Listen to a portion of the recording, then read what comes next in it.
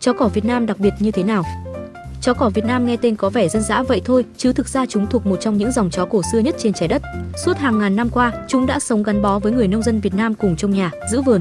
Có lẽ vì thế mà chỉ cần vài miếng cơm nguội, chút khoai sắn là chúng đã khỏe mạnh, dẻo dai như trâu rồi. Điều thú vị là do được thả rông và lai tự nhiên qua nhiều thế hệ, chó cỏ Việt Nam sở hữu nguồn gen cực kỳ đa dạng. Nhờ đó, chúng có sức đề kháng mạnh mẽ, ít bệnh tật, thậm chí ăn bẩn cũng chẳng hề hấn gì.